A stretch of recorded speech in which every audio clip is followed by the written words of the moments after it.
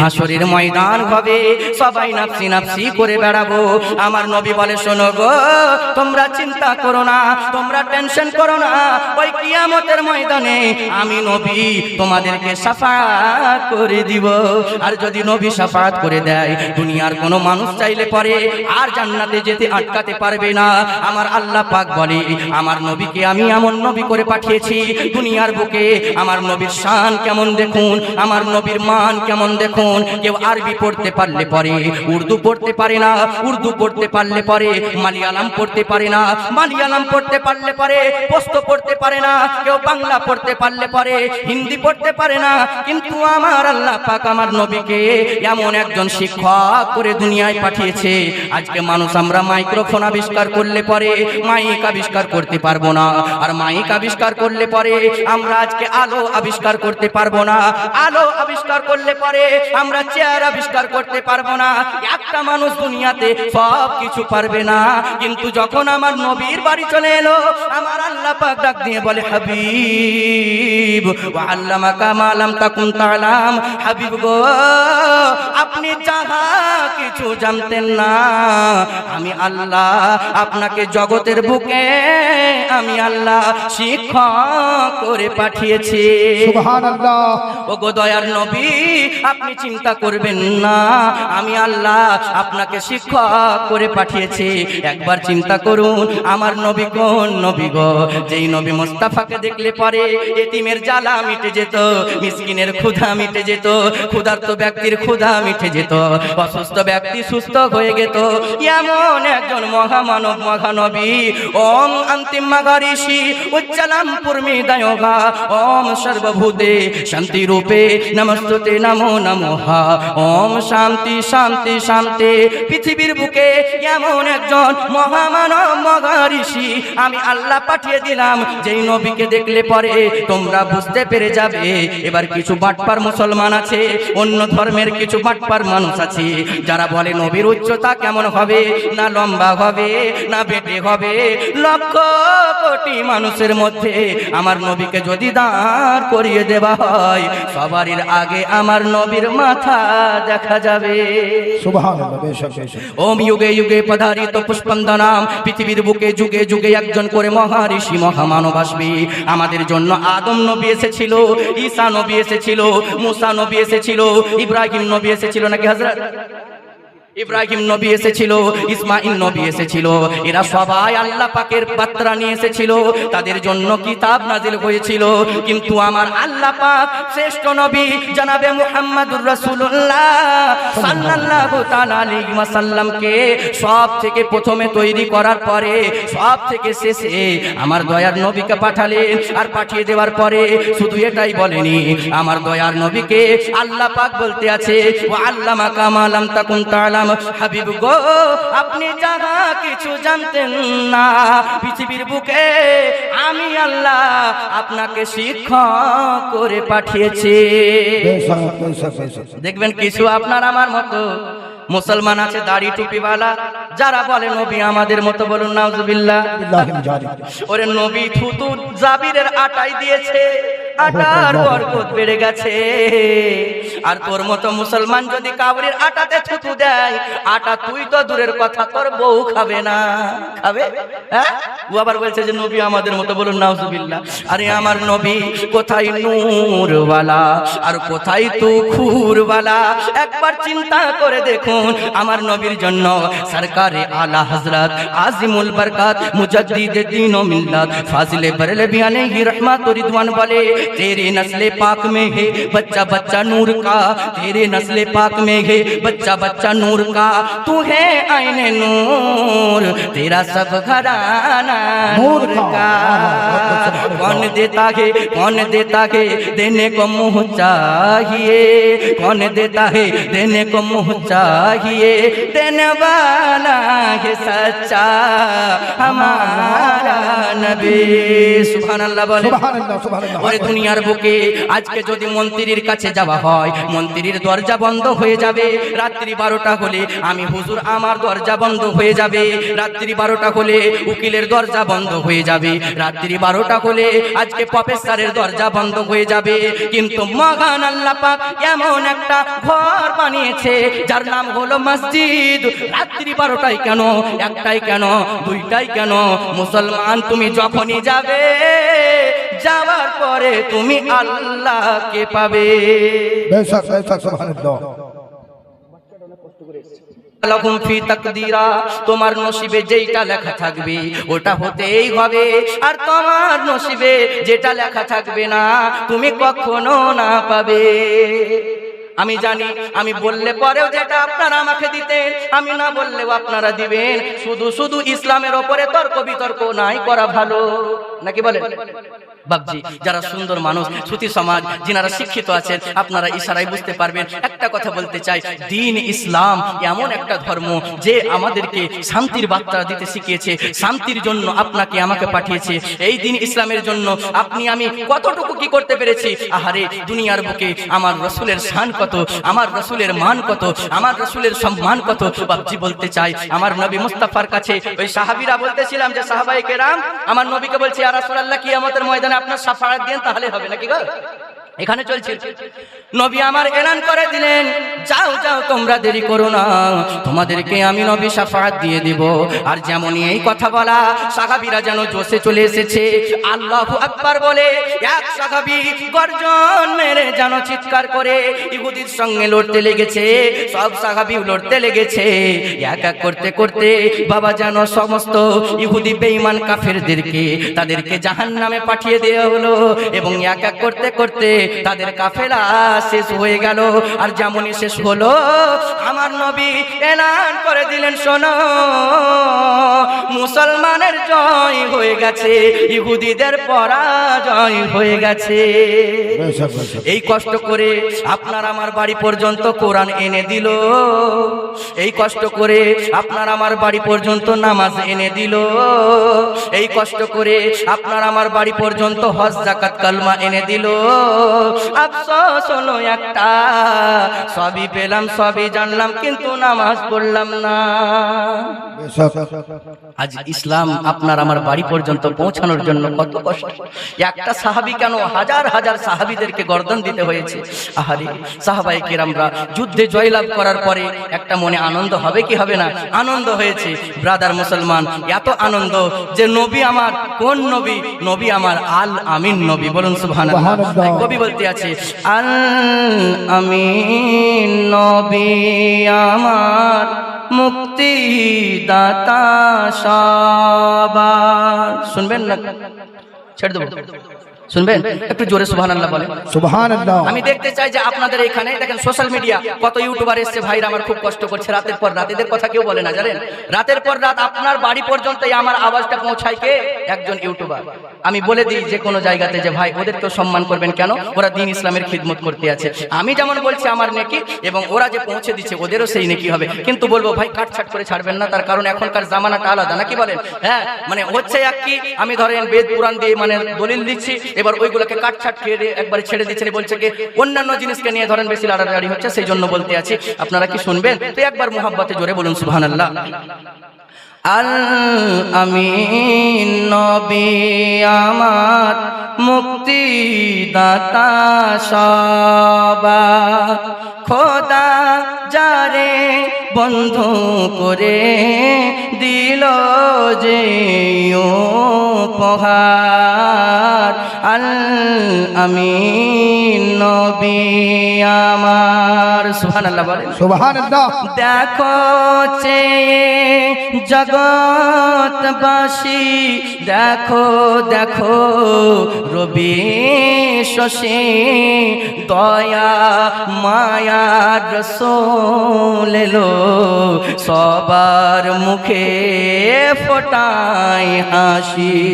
দেখো চেয়ে জগৎবাসী, দেখো দেখো রবি শশী, দয়া মায়ার রাসূল এলো, সবার মুখে ফোটায় হাসি।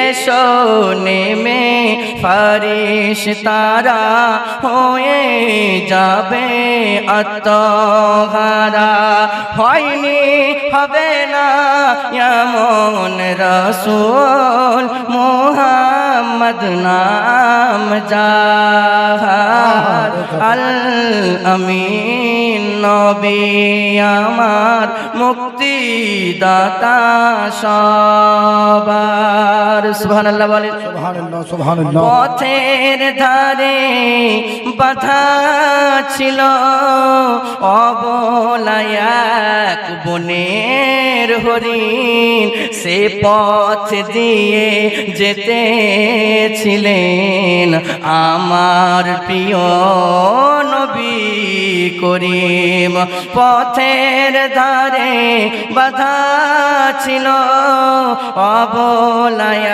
এক বনের হরিণ সে পথ দিয়ে যেতেছিলেন আমার প্রিয় নবী করিম হরিণ বলে ও গো নবী আপনি মোদের নূরের ছবি ছোট ছোট বাচ্চায় আমার আছে গো প্যাসা তার আল আমিন নবী আমার মুক্তিদাতা সবার খোদা যারে বন্ধু করে দিল যে উপহার আল আমিন নবী আমার আল্লাহুম্মা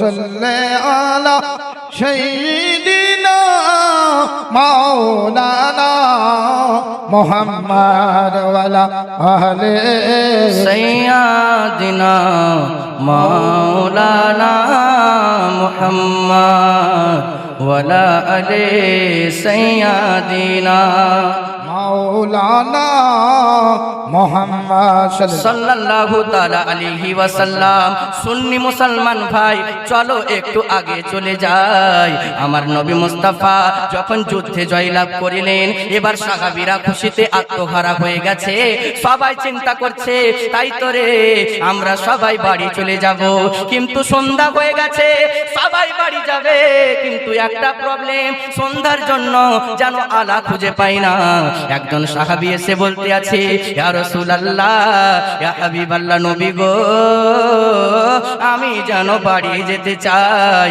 নবী আমার বলল ওগো তোমরা শুনে নাও যুদ্ধে জয়লাভ করেছে আর দেরি করিও না তাড়াতাড়ি যে যার মতো নিজের বাড়ি চলে যাও সাহাবী বলতে লাগলো ওগো দয়ার নবী মুস্তাফা ওগো মায়ার নবী মুস্তাফা কি করে বলবো আজকে চিন্তা করে দেখছি সন্ধ্যা হয়ে গেছে রাত্রি আঁধার হয়েছে এই অন্ধকার রাত্রির মধ্যে আমি কি করে যাব সাহাবায়ে কেরাম আমার নবীকে বলতে আছে ইয়া রাসূলুল্লাহ আপনার কাছে একটা ফরিয়াদ করি আপনার কাছে একটা দোয়া করি আপনি দয়া করে একটা লাইটের ব্যবস্থা করে দেন আমার নবী বলেছিলেন ওগো সাহাবী তোমরা শোনো তোমরা কি জানো না আমি নবী ওই নবী নয় যেই নবী রাজশাহী করে বাদশাহীর জামানা করে নবী কাটিয়েছে আমি নবী ওই নবী নয় আমি নবী ওয়ামা আরসালনাকা ইল্লা রাহমাতাল লিল আলামিন নবী আমি নবী ওই নবী যেই নবী মুস্তাফা দিন প্রচার করার জন্য কতদিন পেটে পাথর বেঁধে কাটিয়েছি আমি বাদশাহী করিনি আমি রাজত্ব করিনি আমার বাড়িতে একদিন তেল ছিল প্রদীপ জ্বালানোর দ্বিতীয় দিন তেল হতো না তবে সাহাবী যখন তোমরা এসেছো তোমাদেরকে খালি হাতে যেতে দেব না বলে ইয়া রাসূলুল্লাহ একটা দয়া করে কাজ করুন বলে কিসের কাজ বলো বলে যাও যাও একটা খাজুরের ডাল ভেঙে নিয়ে আসো সাহাবী খাজুরের ডাল ভেঙে নিয়ে এলেন খাজুরের ডাল ভেঙে নিয়ে এসে যেমনই আমার নবী নিজের হাতে যেন আপনার কিনা ঘষে দিয়েছে খাজুরের ডাল আর ডাল থাকে না যেন নবীর স্পর্শ পেয়ে নূরের আলোতে যেন আলো হয়ে গেছে সুবহানাল্লাহ নবী স্পর্শ পেয়ে খেজুরের ডাল, আর খেজুরের ডাল থাকে না ভাই, আলো লাইট হয়ে গেছে। সাহাবী খুব খুশি, লাইট নিয়ে বললেন বাড়ি চলতে লেগেছে। এবার যেতে যেতে যেতে ওর মনে পড়ছে যে একজন যাবে বীরভূম আর একজন যাবে মুর্শিদাবাদ। উদাহরণের জন্য বলছি, ভালো করে বুঝিয়ে। একজন যাবে বীরভূম আর একজন যাবে মুর্শিদাবাদ, দুটো রুট দুই দিকে, এইদিকে যেতে হবে বীরভূম, এদিকে মুর্শিদাবাদ। এবার চিন্তায় পড়ে গেছে, তাই তো কি করে যাব? নবী মুস্তাফার কাছে তো জোশে পড়ে হুঁশ খেয়েছিলাম আজকে যে একটা লাইট তৈরি করেছে, দুটো লাইট নাই, এবার কি করে যাবে? মনে মনে তো চিন্তা, বলেন দেনি কি করে যাবে? এবার সাহাবী চিন্তা করছে, মিডিল রাস্তায় এসে তো দেখছে যে জঙ্গলের একটা হিংস্র বাঘ এসে যেন তাদেরকে তাড়া করছে। বলুন সুবহানাল্লাহ। জঙ্গলের হিংস্র বাঘ এসে যেন তাড়া করতে লাগলেন, আর তারা দেখে তারা ভয় খেয়ে নিল, তারা চুপচাপ দাঁড়িয়ে গেল, আর মনে মনে চিন্তা নিয়ে চুপচাপ দাঁড়িয়ে আছে। দেখছে বাঘগুলো এসে বাবা কামড় দেয় না, তাড়াতাড়ি এসে বাঘ যেন তাদের পা চাটতে লেগেছে। বাঘ ইশারা করে বলে, ওগো দয়ার নবীর সাহাবী, তোমরা চিন্তা করো না, তোমরা টেনশন করো না, আমি বাঘ আমার নবীর পাসিনার খুশবু তোমাদের কাছে পাচ্ছি, তাই নবী মনে করে আমি তোমাদেরকে দেখতে এসেছি। সুবহানাল্লাহ, সুবহানাল্লাহ। নবী মনে করে আমি তোমাদেরকে দেখতে এসেছি। আহারে, এই ছিল আপনার তাদের ভালোবাসা। আর আমাদের ভালোবাসা প্রকার কার? হাইরে ভালোবাসা, হ্যাঁ, একে ভালোবাসা বলে। হাইরে মুসলমানের বর্তমানে অবস্থা ভাবছি, দেখছি আগামী রমজানে, বুঝলেন, দেখছি যে শপিং করতে গিয়ে একজন মহিলা আগে আগে শপিং করে বেড়াচ্ছে, আর তার স্বামী পেছন পেছন একটা ছেলে কোলে করে নিয়ে খুব সোহাগ করছে। আমার ময়না, আমার চয়না, আমার নইল, আমার টিয়া পাখি বলে খুব আদর করছে। মরহুম জাকির হোসেন আমার উস্তাদ একটা কথা বলেছিলেন, কে বউকে সামনে দিয়া আপন ছেলে কোলে লয়া যারা মরদ সেজেছে, আসলে এরা মরদ নয়, মরদ নামে হিজড়া হয়েছে। আদাইয়ুস সালায়াত খুলাল জান্নাহ, যাদের অধীনে নারীরা রয়েছে, তুমি হাজী সাহেব হও আর গাজী সাহেব হও, যেই সাহেবই হও না কেন, তোমার অধীনে যদি তোমার নারীরা না থাকে, জান্নাত তো দূরের কথা, জান্নাতের খুশবু পাবে না। আর মুসলমানের মা বোনরা তো শুধু এখন সিরিয়ালেই ব্যস্ত। রাস্তাতে যেইখানে যাচ্ছি ভাবছি শুধু পাবজি আর বাবজি। আপনাদের দিকে আবার চাচাজি আছে নাকি? বুঝলেন, মার মার মার মার ধর ধর ধর, বাচ্চারাও একদম পেরেশান। কুকুর গুলোও বলছে আর আবার কোন কুকুর রে বাবা, রাতের বেলা এসে আমাদেরকে জ্বলাচ্ছে। বুঝলেন, রাতে বাংলা বাড়িতে টিকতে দেয় না কুকুরকে, বাংলা বাড়িতে কুকুর বসে থাকে না। বা দেখবেন যেগুলো রাস্তার ধারে বাড়ি, ওই বাড়িতে কিন্তু অনেক কুকুর বসে থাকে। তো কুকুররাও বলছে এদের জ্বালায় আমরাও পেরেশান। বুঝলেন, হ্যাঁ। তো আজকে মুসলমানের আদর্শ হয়ে গেছে এইরকম।